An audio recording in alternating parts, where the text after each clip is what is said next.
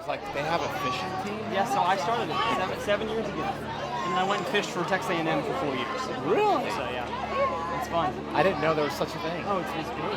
Oh, So, I've got a son who plays who's a junior, plays on the team now. Yeah. And then a sixth grader who plays football as well. Yeah. One of his good friends loves to fish. Really? Loves to fish. Oh, yeah. And literally spent all summer just going to ponds, fishing. And he plays football too, but he's like, I'm going to be on the fishing team, on the Lake Travis fishing team. Good. So that's what I'd like to hear. What's your name? Tyler Anderson.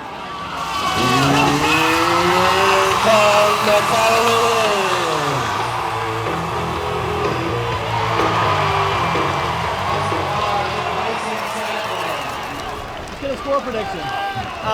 Final score, 58-0. Lake Travis.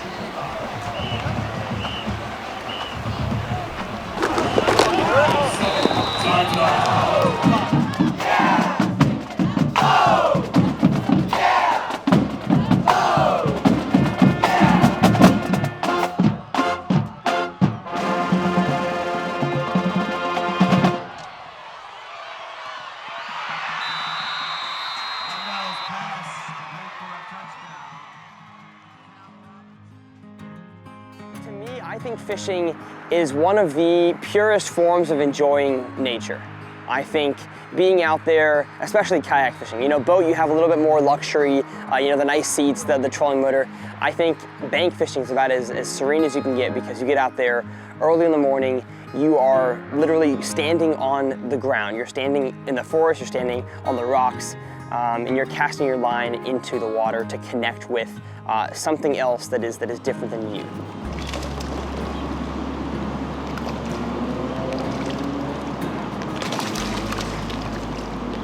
Crazy little guys. Chill, buddy. Look at how fat he is. Look at how fat that is. That dude has been eating good in the neighborhood. Wow. Do you have any pliers? Fishing out here almost my whole life, so I get my fishing life, I guess, started in about 5th or 6th grade, so give or take 8, 9, 10 years. Just beautiful scenery. A lot of cool things to see around here, and of course, some good fish. I'm gonna mark it on mine. Ding, it went. That's a fatty. We're gonna grab her by it feels, it's like bumpy. Yes, sir.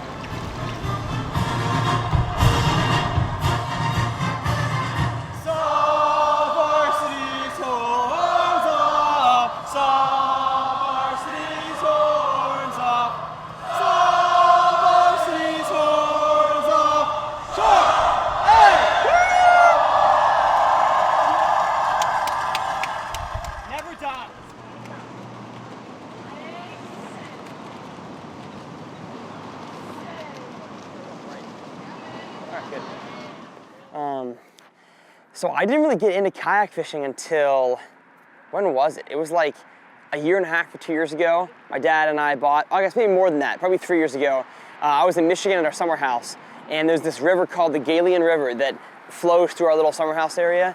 And I knew there were big bass in there, but I didn't have a kayak. And so I rented one from the local outdoor shop. And after I rented one for one day, I said, I'm gonna get a kayak.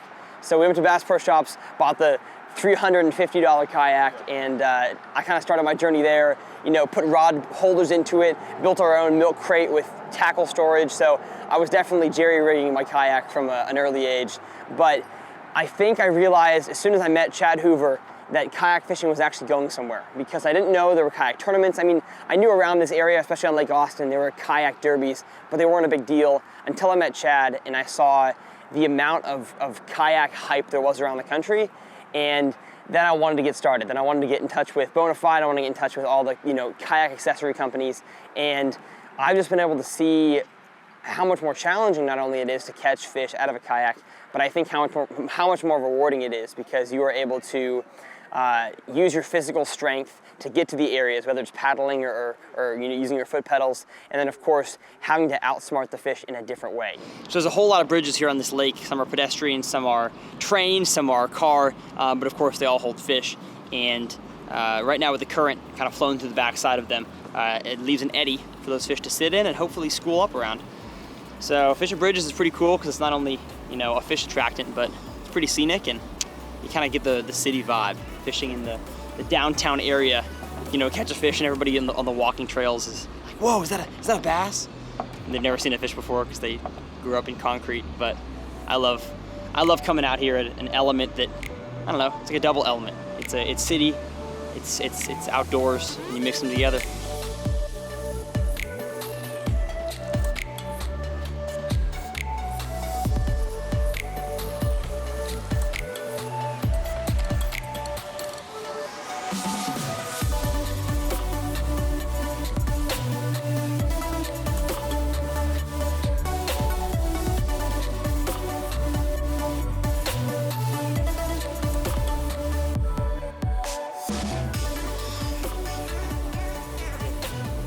So we got this fish in the net here, keeping it nice and stable, but I noticed that, of course, the current's flowing past these bridge pilings, and these two bridges here are the deepest on this lake, and so I knew that the big fish are probably going to be sitting in the summertime here on the deepest post they can be at.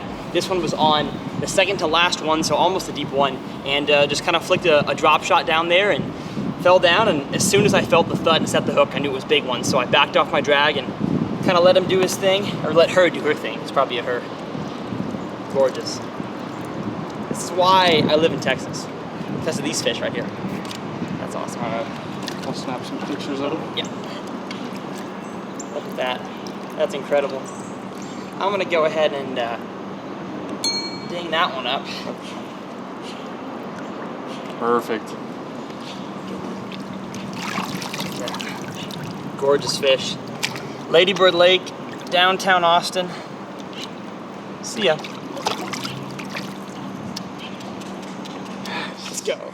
So the difference between a Skeeter FX20, probably the nicest bass boat on the market, and the Bonafide kayak that I'm in, is of course they're both incredible crafts for their genre. So Bonafide is incredibly stable, holds a lot of tackle storage and such, and then the Skeeter of course is fast, stable, rides well, all that stuff.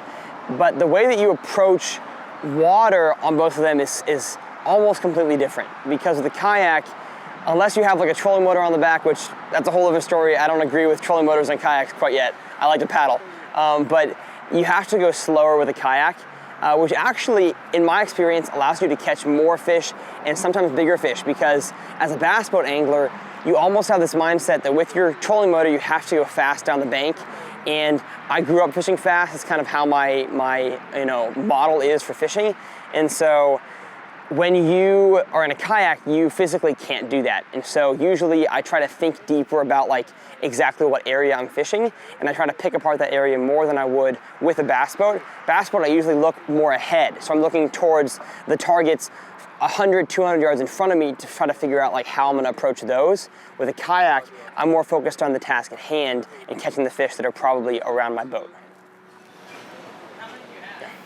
So I've got 137,000 subscribers, I believe, and it's awesome. Like, this job is incredible. I get to meet these subscribers. That's really what I love most about YouTube. People ask me all the time, like, what I love about this most, and it's meeting the people that like allow me to do what I do and allow me to make these videos. And so shout out to all the subscribers out there watching. Thank you guys so much. But it's just awesome to be able to build a platform when I started with nothing, learned about videography, learned about fishing throughout the years, and kind of share what I know and share my experience. And the fact that people enjoy that is pretty incredible. Talk to us about what you film besides fish. So everybody knows me for my fishing videos, and that's like kind of my main passion. But over the years of picking up a camera, I've realized this is so much more versatile than just the outdoors. I love filming downtown stuff, If you guys follow my college vlogs, you know that I love to film the college experience, whether it's hanging out with friends, going to football games, tailgating, that kind of stuff. So I just love the freedom a camera allows you to share your story, whether it's shooting a dope sign at a little bar and grill or shooting a big old largemouth bass. I love any sort of camera activity.